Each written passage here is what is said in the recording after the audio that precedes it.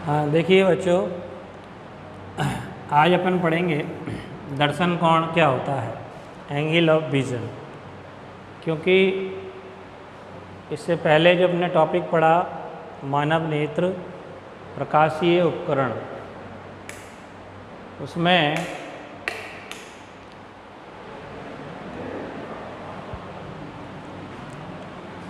जो सबसे मूल रूप से प्रकाशीय उपकरण था मानव नेत्र, इसके अलावा जो अन्य प्रकाशीय उपकरण होते हैं सूक्ष्मदर्शी, दूरदर्शी, उनकी उपयोगिता समझने के लिए पहले हमें समझना पड़ेगा दर्शन कोण क्या होता है। तो जैसे कि ये चित्र मैंने बोर्ड पे बनाया हुआ है, नेत्र है हमारा, ये नेत्र लेंस है और ये नेत्र लेंस की मुख्य अक्ष मान सकते हैं अपन। जैसे लेंस की मुख्य अक्ष होती है वैसे ही नेत्र लेंस की मुख्य अक्ष। अब नेत्र के सामने वस्तुओं को दो अलग अलग स्थितियों में रखा है। एक ही वस्तु है ए बी, ये पास में रखी हुई है और ये वस्तु कहाँ रखी हुई है, दूर। ठीक है। अब दर्शन कोण क्या होता है, इस वस्तु के द्वारा नेत्र पे बनने वाला जो कोण है, जैसे कि ये कोण बन रहा है, ये दर्शन कोण है। मान लीजिए अल्फ़ा है। और दूसरी स्थिति में जब वस्तु यहाँ रखी है तो दर्शन कोण ये, इसको मान लीजिए कितना है, बीटा। तो अलग अलग स्थितियों में जो वस्तुएं रखी हैं, एक पास में रखी है, एक दूर रखी है, इन दोनों वस्तुओं के द्वारा, वस्तु एक ही है, केवल स्थितियां दो हैं, एक पास की और एक दूर की। तो जब वस्तु पास में रखी है तो दर्शन कोण बड़ा बन रहा है, देखो अल्फ़ा। और यही वस्तु जब दूर हो जाती है तो दर्शन कोण छोटा बन रहा है, यानी कि बीटा। अब जितना बड़ा दर्शन कोण होगा, जितना बड़ा क्या होगा, दर्शन कोण। अब जैसे इन दोनों स्थितियों की अगर अपन बात करते हैं तो पास वाली वस्तु के लिए दर्शन कोण बड़ा है और दूर वाली वस्तु के लिए दर्शन कोण कितना है, छोटा। और अगर दर्शन कोण बड़ा है तो उस वस्तु का प्रतिबिंब भी बड़ा मिलेगा। देखो, इससे चलने वाली किरण रेटिना पर यहाँ मिलती है तो प्रतिबिंब कौन सा बनता है, ये ए डैश बी डैश। और दूसरी स्थिति जो है ए बी की, उससे दर्शन कोण छोटा है और दर्शन कोण छोटा है तो प्रतिबिंब बनेगा ये, जिसको अपन ने दिखाया ए डैश बी डबल डैश। तो सामान्य रूप से तुम्हें समझ में आ गया होगा कि जिस वस्तु को हम देख रहे हैं उसके द्वारा बनाया गया दर्शन कोण जितना बड़ा होगा, वस्तु उतनी ही बड़ी और स्पष्ट दिखाई देगी। तो जैसे अपन किसी वस्तु को पास से देखते हैं, सपोज़ फॉर एग्ज़ाम्पल सामने कोई जानवर चल रहा है, जैसे भैंस, पास से देख रहे हैं तो उसकी सारी स्किन की, सींगों की, आँखों की स्ट्रक्चर हमें बिल्कुल साफ साफ दिखाई देती है, क्योंकि वो वस्तु पास है। उसका दर्शन कोण बड़ा बनेगा तो प्रतिबिंब भी उसका बड़ा प्राप्त होगा। वही भैंस अगर चढ़ते चढ़ते बहुत दूर चली गई और बहुत दूर से उसको देखो तो क्या तुम उसकी रियल स्ट्रक्चर देख पाओगे कि भैंस के सींग चिकने हैं कि खुरदरे हैं, आंखें काली हैं या ब्राउन है, भैंस का रंग काला है या ब्राउन है, कुछ भी नहीं देख पाओगे। केवल सिर्फ अनुमान लगा सकते हो कि वो जो सा दूर है वो भैंस है, क्योंकि उसका प्रतिबिंब कैसा बनेगा, छोटा। तो दोनों चीज़ों में भैंस तो एक ही है, यानी भैंस का रियल साइज एक ही है, लेकिन जब वो भैंस पास में है तो बड़ी, दर्शन कोण बड़ा होने के कारण उसका प्रतिबिंब बड़ा मिलता है, तो वो भैंस बड़ी दिखाई देती है, स्पष्ट दिखाई देती है, उसकी एक एक चीज़ को स्पष्ट रूप से देख सकते हैं। लेकिन जब वही भैंस बहुत दूर चली जाती है, जैसे कि यहाँ आ गई, तो दर्शन कोण क्या हो गया, छोटा हो गया। तो दर्शन कोण छोटा हो गया तो उसका प्रतिबिंब भी कैसा मिलेगा हमें, छोटा। और जब छोटा मिलेगा तो उसको अपन स्पष्ट रूप से देख नहीं सकते। अब जैसे कि और एक एग्जांपल, चांद होता है, चांद चंद्रमा इतना छोटा क्यों दिखता है, जबकि रियली हम जानते हैं कि चंद्रमा लगभग पृथ्वी के बराबर का है, थोड़ा बहुत छोटा हो सकता है, काफ़ी बड़ा है कुल मिला के, लेकिन हमें इतना सा दिखता है। तो क्यों दिखाई देता है इतना सा? क्योंकि वो बहुत दूर है हमारी आँखों से। जब वो बहुत दूर है तो उसके द्वारा चलने वाली प्रकाश किरणों से नेत्र पर बना दर्शन कोण क्या होता है, छोटा। इसलिए चंद्रमा का जो प्रतिबिंब हमारे रेटिना पे बनेगा वो भी कैसा बनेगा, छोटा। और छोटा बनेगा तो स्पष्ट दिखाई नहीं देगा। यानी चंद्रमा की असली स्ट्रक्चर कैसी है, चंद्रमा खुरदरा है या चिकना है। जैसे अपन कहते हैं चंद्रमा बहुत सुंदर है, तो वो दूर से देखने पर सुंदर दिखाई देता है, रियल में अगर पास से देखेंगे उसको तो वो उतना सुंदर नहीं है। यानी चंद्रमा को अगर दूरदर्शी से देखा जाए, अब जो प्रकाशीय उपकरण अपन पढ़ने जा रहे हैं वो इसी बेस पर आधारित है। प्रकाशीय उपकरण जो अपन पढ़ेंगे वो इसी बेस पर आधारित है। ये चीज़ हमें समझ में आ गई कि किसी वस्तु का दर्शन कोण जितना बड़ा होता है उसका प्रतिबिंब उतना ही बड़ा और स्पष्ट दिखाई देता है। अब जो प्रकाशीय उपकरण कृत्रिम रूप से बनाए जाते हैं उनमें पहला क्या है, नंबर 1 सूक्ष्मदर्शी। सूक्ष्मदर्शी, तो सूक्ष्मदर्शी को अंग्रेजी में क्या कहते हैं, माइक्रोस्कोप। माइक्रोस्कोप, माइक्रो शब्द जो होता है वो सूक्ष्म वस्तुओं के लिए, सूक्ष्म वस्तुओं को देखने के लिए प्रयुक्त उपकरण क्या कहलाता है, सूक्ष्मदर्शी। अब इसकी जो डेफिनेशन अपन समझेंगे वो क्या है। सूक्ष्म वस्तुओं को अपन क्यों नहीं देख पा रहे? जैसे सपोज़ करो बैक्टीरिया होता है, हमारी हाथों में बैक्टीरिया लगा हुआ है, हम अपनी आँखों से उसको देखना चाहें तो नहीं दिखाई देगा। और उसी बैक्टीरिया को अगर सूक्ष्मदर्शी से देखें तो वो स्पष्ट दिखेगा। तो इन दोनों स्थितियों में रीज़न क्या है, अंतर क्या है? हम अपनी आँखों से क्यों नहीं देख पा रहे और सूक्ष्मदर्शी का उपयोग करते ही देख पा रहे हैं, जबकि रियल काम तो आँख को ही करना है, नेत्र को ही करना है, प्रतिबिंब तो रेटिना पर ही बनना है, असली काम तो नेत्र लेंस को ही करना है। फिर सूक्ष्मदर्शी ऐसा क्या करता है? तो सूक्ष्मदर्शी क्या करता है, जो छोटी वस्तु है, सूक्ष्म है, बहुत छोटी, जैसे इस चित्र में अपन इस वस्तु को देखें, ये अगर बहुत छोटी सी होती, इतनी सी, तो इसका दर्शन कोण भी क्या होता, छोटा, तो प्रतिबिंब भी क्या बनता, छोटा। जैसे मान लो चींटी की टांग देखना चाह रहे हो तुम, तो चींटी बहुत छोटी सी होती है, उसकी टांग बहुत छोटी सी होती है, इसलिए उसको जब प्रतिबिंब बहुत छोटा सा दिखेगा हमें समझ में नहीं आएगा है भी ये कि नहीं है, दिख रहा है कि नहीं दिख रहा, साफ स्पष्ट दिखाई नहीं देगा। तो सूक्ष्मदर्शी क्या करता है, उस छोटी वस्तु का एक बड़ा प्रतिबिंब बना देता है। छोटी वस्तु का क्या कर देता है, एक बड़ा प्रतिबिंब हमारे नेत्र के सामने बना देगा। भाई जैसे वस्तु और नेत्र, इन दोनों के बीच में हमने क्या रख दिया, सूक्ष्मदर्शी। तो वो सूक्ष्मदर्शी क्या करेगा, उस छोटी वस्तु का जो सामान्य आँखों से दिखाई नहीं दे रही उसका एक बड़ा प्रतिबिंब बना देगा। और जब बड़ा प्रतिबिंब बना देगा तो बड़े प्रतिबिंब का दर्शन कोण भी क्या होगा, बड़ा। बड़े प्रतिबिंब का नेत्र पर दर्शन कोण भी क्या होगा, बड़ा। और जब दर्शन कोण बड़ा होगा तो हमारे रेटिना पर बनने वाला फाइनल प्रतिबिंब जो होगा, असली अंतिम प्रतिबिंब, वो बड़ा होगा।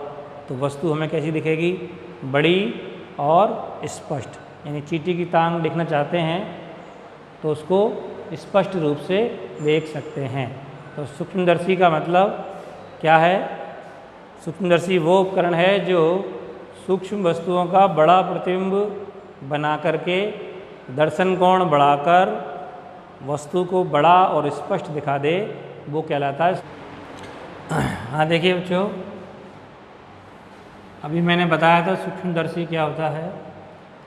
जो सूक्ष्म वस्तुओं का बड़ा प्रतिबिंब बनाकर दर्शन कोण बढ़ाकर वस्तु को बड़ा और स्पष्ट दिखा सके, उस उपकरण का नाम है सूक्ष्मदर्शी। अब सूक्ष्मदर्शी के दो टाइप हैं। पहला है सरल सूक्ष्मदर्शी, जो सिंपल है। तो सरल सूक्ष्मदर्शी में क्या होता है, एक उत्तल लेंस होता है बड़े द्वारक और अधिक फोकस दूरी का उत्तल लेंस। इस उत्तल लेंस को एक लकड़ी या प्लास्टिक के वृत्ताकार फ्रेम में व्यवस्थित कर देते हैं। इस तरह का देखा होगा तुमने लेंस कई बार। जो घड़ी पुर्जे का काम करते हैं उनके पास होता है, स्वर्णकार सोने का काम करते हैं उनके पास भी इस तरह का उपकरण होता है। तो सरल सूक्ष्मदर्शी में केवल एक उत्तल लेंस होता है बड़े द्वारक और अधिक फोकस दूरी का, जिसको एक लकड़ी या प्लास्टिक की फ्रेम में कसकर रखते हैं। अब इसके द्वारा वस्तु का बड़ा प्रतिबिंब कैसे बनेगा, उसका यहाँ चित्र मैंने दिखा रखा है। सरल सूक्ष्मदर्शी द्वारा प्रतिबिंब का निर्माण, यानी सरल सूक्ष्मदर्शी प्रतिबिंब कैसे बनाएगा। तो सरल सूक्ष्मदर्शी में केवल एक लेंस होता है, उत्तल लेंस। तो चित्र में दिखा रखा है ये एक उत्तल लेंस, ये इसकी मुख्य अक्ष है। तो जिस सूक्ष्म वस्तु को हम देखना चाहते हैं बड़ा और स्पष्ट करके, उस वस्तु को हमें लेंस के प्रकाशिक बिंदु और फोकस बिंदु के मध्य में रखना है। कहाँ रखना है? जिस भी सूक्ष्म वस्तु को हम देखना चाहते हैं, बड़ा और स्पष्ट करके देखना चाहते हैं, उस वस्तु को कहाँ रखना है? लेंस के फोकस बिंदु और प्रकाशिक बिंदु के मध्य में। जैसा कि चित्र में दिख रहा है, ये लेंस का प्रकाशिक बिंदु और ये लेंस का फोकस बिंदु, इन दोनों के बीच में हमने एक वस्तु को रखा है AB। अब इससे चलने वाली दो किरणें, एक किरण ये जो फोकस बिंदु से गुजर गई लेंस से अपवर्तन के बाद, दूसरी किरण प्रकाशिक बिंदु से गुजरती हुई जो बिना विचलित हुए सीधी गुजर जाती है। और ये हमारी आँख है, यानी वस्तु, लेंस और हमारी आँख। जैसे छोटी वस्तु ये है, लेंस को यहाँ रखना है। किस तरह रखना है कि वो वस्तु लेंस के प्रकाशिक बिंदु और फोकस बिंदु के मध्य में आ जाए। ये हमारा आँख है, ये देखने के लिए इस तरह से देखना है, छोटी वस्तु को देखना है। तो ये लगा दिया हमने सरल सूक्ष्मदर्शी। इस तरह रखना है कि फोकस बिंदु और प्रकाशिक बिंदु के बीच में वस्तु होनी चाहिए, जैसे कि चित्र में दिख रही है। तो इसका जो प्रतिबिंब बनेगा, क्योंकि ये किरणें दोनों यहाँ कहीं मिलेंगी नहीं, तो इनको पीछे की तरफ अगर मोड़ते हैं, डॉट डॉट से पीछे मोड़ दिया तो यहाँ जाके मिलेंगी। तो यहाँ वस्तु का एक प्रतिबिंब बन गया A' B'। तो वस्तु ये है AB, इसका इतना बड़ा प्रतिबिंब हमें मिलेगा। क्या मिलेगा? इतना बड़ा प्रतिबिंब मिल जाएगा। ठीक है।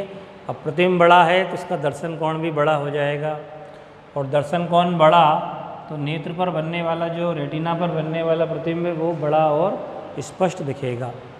अब हमने इसके नीचे एक और चित्र बना रखा है कि अगर बिना लेंस का उपयोग करें, बिना सरल सूक्ष्मदर्शी का उपयोग किए, हम केवल अपनी आँखों से ही उस वस्तु को देखते, AB को, वही वस्तु है जो ऊपर है, उसको केवल आँखों से देखते, तो अपन जानते हैं कि अच्छे साफ स्पष्ट दिखने के लिए वस्तु को पास रखना पड़ता है। तो कितना पास रख सकते हैं? कम से कम स्पष्ट दृष्टि की न्यूनतम दूरी, यानी कि 25 सेंटीमीटर दूर। 25 सेंटीमीटर पर रखकर हम वस्तु को देखना चाहते हैं, लेकिन चूंकि उसका दर्शन कोण छोटा होगा, इसलिए वस्तु साफ और स्पष्ट दिखाई नहीं देगी। तो बड़ी वस्तु देखने के लिए ही हमने किसका इस्तेमाल किया है? सरल सूक्ष्मदर्शी का। अब इसमें आवर्धन क्षमता अपन देखें, सरल सूक्ष्मदर्शी की आवर्धन क्षमता। आवर्धन क्षमता का मतलब पहले भी मैंने बताया है, वस्तु को कितना बड़ा करके वो दिखा सकता है, वो इसकी क्या कहलाती है? आवर्धन क्षमता। और ये किस पर डिपेंड करेगी? दर्शन कोण पर। यानी वस्तु का जो सामान्य आँख पे दर्शन कोण बन रहा है, उसकी तुलना में कितना और बड़ा दर्शन कोण बढ़ेगा। जितना बड़ा दर्शन कोण बनेगा उतनी ही बड़ी वस्तु का प्रतिबिंब हमें रेटिना पर दिखाई देगा। तो आवर्धन क्षमता m बराबर क्या लिखेंगे, प्रतिबिंब द्वारा नेत्र पर बना दर्शन कोण, जो कि हमने दिखा रखा अल्फा से, बटे वस्तु द्वारा नेत्र पर बना दर्शन कोण, जबकि वस्तु स्पष्ट दृष्टि की न्यूनतम दूरी पर हो। इस कंडीशन में क्या बन रहा है, दर्शन कोण बीटा, चित्र में नीचे दिख रहा है। तो प्रतिबिंब द्वारा नेत्र पर बना दर्शन कोण अल्फा अपॉन वस्तु द्वारा नेत्र पर बना दर्शन कोण, जबकि वस्तु स्पष्ट दृष्टि की न्यूनतम दूरी पर हो। इनका अनुपात रेखीय आवर्धन या आवर्धन क्षमता को शो करेगा। अब इस चित्र में बीटा या अल्फ़ा को अपन देखते हैं। अल्फ़ा बराबर क्या है, ये ट्राइंगल देखो इधर, ए डैश बी डैश ओ, इससे अपन अल्फ़ा का मान निकाल सकते हैं या ए बी ओ से भी निकाल सकते हैं।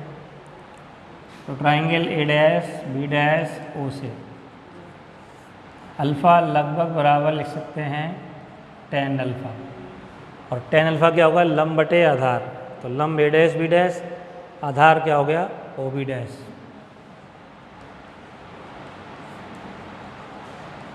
A dash B dash upon O B dash, और बीटा इस त्रिभुज से निकालेंगे, नीचे वाले से इसको ई लिख दें, त्रिभुज ए बी ई से बीटा लगभग बराबर